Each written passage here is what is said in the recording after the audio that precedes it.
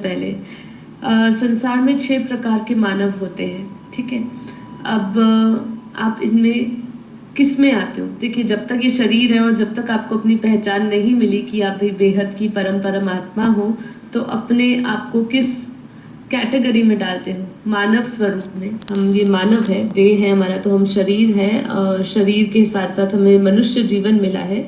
तो इस मनुष्य को आप किस कैटेगरी में डालते हैं उसके बारे में जान लेते हैं। तो देखिए, 6 प्रकार के मानव का एक हो गया पशु मानव, ठीक है। पशु मानव, पहली बार ये टर्म सुन रहे होंगे शायद, या किसी के मुख से सुना होगा कभी आपने। तो पशु मानव क्या है?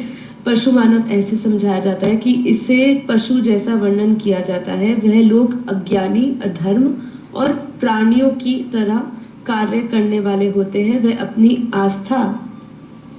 आस्था के अनुसार जीवन जीते हैं और आत्म संयम और धार्मिकता का अभाव होता है। आत्म संयम और धार्मिकता का उनमें अभाव होता है। वह व्यक्ति अपने आदिवासी और प्राचीनतम रूप में रहते हैं। तो ये हो गया है पशु मानव, जिसकी बुद्धि काम नहीं करती है, जो अपने आप को जीव समझ के बैठा है, जो अज्ञानी है, जो अधर्म है, जो अधर्म के रास्ते पे है, जो प्राणी की तरह मतलब खाने पीने भोगने में ही खाली लगा हुआ है। ऐसा जिसकी बुद्धि ऐसी है, जिसकी अवस्था ऐसी है, उसको पशु मानव कहा, ठीक है। दूसरा, राक्षस मानव। अब राक्षस मानव क्या है?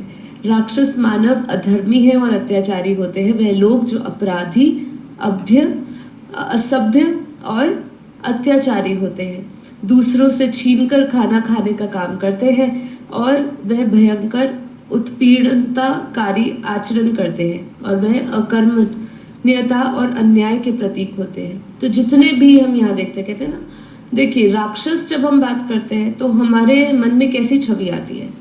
अब आप समझ लीजिए, आपको जो कोई मानव आपके साथ मतलब किसी मनुष्य को आप देखते हो, तो आप उसको, उसके चेहरे, उसके व्यक्तित्व जो उसके दिख रहा है आपको इन आंखों से, उसका बाहरी जो उसका स्वरूप दिख रहा है, उससे आपको राक्षस नहीं सिद्ध होगा। आज मानव पशु मानव है, राक्षस मानव है, या मानव है, या देव मानव है, जिसके बारे में हम पढ़ेंगे आगे, दिव्य मानव है, या वो पूर्ण मानव है। ये जो हम 6 चीज कैटेगरी आज बात करने वाले, जो मैं अभी आपसे बात करने वाली हूँ, ये जो है ये आपके कर्मों के अनुसार, आपके आचरण, आपके व्यवहार के हिसाब से पता चलता है। आज किसी के कोई दिव्य मानव होगा तो उसके सिर पे कोई मुकुट नहीं होगा, ठीक है। कोई देवी देवताओं की तरह उन्होंने श्रृंगार करके नहीं रखा होगा। वो अपने आचरण से, अपने कर्म से वो ऐसे दिव्य मानव है, ठीक है। उन अपने ज्ञान से ऐसे दिव्य मानव है, उनकी विवेक ऐसी है, उनके आचरण ऐसे है, ठीक है। आत्म संयम उन्होंने लिया हुआ है, उन्होंने आत्म के विषय में जाना है। ऐसे जो है वो दिव्य और पूर्ण मानव में आते हैं। तो राक्षस मानव जो अधर्मी है, अत्याचारी है, जो असभ्य है, जो अत्याचार करता है लोगों पर, वो जो अपराधी है, वो राक्षस मानव का। तीसरा कहा मानव, जो मानव की कैटेगरी में जो तीसरा है वो मानव है।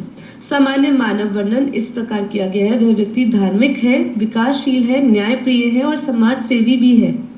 वह सबके साथ सुख पूर्वक रहता है, वह दूसरों को कष्ट नहीं देता, फिर भले ही खुद कष्ट सहन कर रहा हो। अपने कर्तव्यों का पालन करते हुए सामाजिक समृद्धि के लिए काम करता है। मतलब वो सिर्फ समाज के लिए काम करता है, सामाजिक समृद्धि के लिए काम करता है, अपने लिए काम करता है, दूसरों को कष्ट नहीं देता है।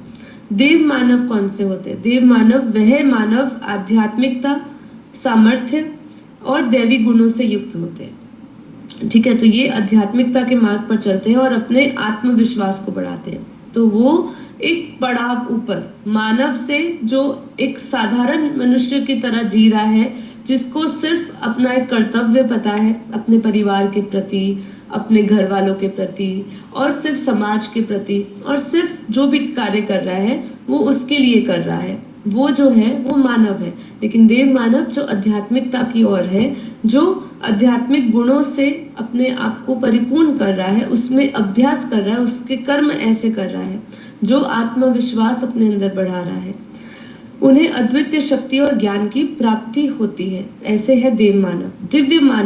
दिव्य मानव वो है वे मानव जो अत्यंत पवित्र और दिव्य होते हैं। वे भगवान के अवतार होते हैं और वह अपने उद्देश्य के लिए अन्य लोगों की सेवा करते हैं और संपूर्ण भगवान की शक्ति को अपने भीतर प्रकट करते हैं। ऐसे है दिव्य पुरुष, कहते हैं ना हम, ये दिव्य पुरुष है, दिव्य मानव है। दिव्य पुरुष क्यों कहा उनको? क्योंकि वो क्या करते हैं, वो भगवान के अवतार, मतलब जैसे हम कहते हैं राम हुए, कृष्ण हुए, ये दिव्य पुरुष हुए, दिव्य मानव हुए, ठीक है। वो अन्य लोगों की सेवा, उनका जो उद्देश्य होता है वो अन्य लोगों की सेवा के लिए ही होता है, जन कल्याण के लिए ही होता है, विश्व के कल्याण के लिए ही होता है। तो कम से कम आप अपने आप को देव मानव की कैटेगरी में तो करिए। अब अध्यात्म के रास्ते पे चढ़े, फिर धीरे धीरे दिव्य पुरुष बनिए और फिर आगे आता है पूर्ण मानव की बात करते हैं। ये समाज में आदर्श मानव के समान में इनका वर्णन किया जाता है। ये मानव संपूर्ण गुणों, ज्ञान और पारंपरिक धार्मिकता के साथ संपन्न होते हैं। ये समाज के उत्कृष्ट स्थान धारण करते हैं और ये दयालु होते हैं और समस्त जीवों के हित के लिए काम करते हैं। तो ठीक है, तो अब आप अपने आप को डिफाइन करिए कि भाई मैं कौन सी कैटेगरी में आता हूँ, मैं मानव में आता हूँ या नहीं आता हूँ, या हम पशु मानव में आते हैं। इसलिए बापूजी ने कहा ना कि वी ऑल आर कौन से सोशल एनिमल, हमें एनिमल के रूप में डाल दिया, हमें सोशल एनिमल डाल दिया। क्यों? क्योंकि हम एनिमल की तरह ही करते हैं, जीव की तरह ही करते हैं, जीव की तरह ही हमारा पूरा जीवन निकल रहा है, ठीक है। पशु समान हम अपना जीवन जी रहे हैं। तो बस अब विकसित करिए अपने आप को, बुद्धि को विकसित करिए। आपका ये जो जीवन है बहुत विशेष है, आपको ये शरीर बहुत ही विशेष रूप से मिला है और इसको हमें सही सही इस्तेमाल करना है। अब आपके ऊपर है कि आप अपने इस शरीर रूपी जो हमें ये जो मिला है जीवन, इस शरीर में आप इसको किस मानव की तरह जीना चाहते हो? दिव्य पुरुषों की तरह जीना चाहते हो? एक आदर्श लोगों के सामने आदर्श रूप में जीना चाहते हो जो लोग आपसे कुछ सीखे, या फिर आप एक राक्षस मानव की तरह अत्याचारी जो अधर्म पे चलता है, या जो पशु मानव हुआ जो अधर्म पे चलता है, या ऐसा बनना चाहते हो? ठीक है, तो चलिए आगे बढ़ते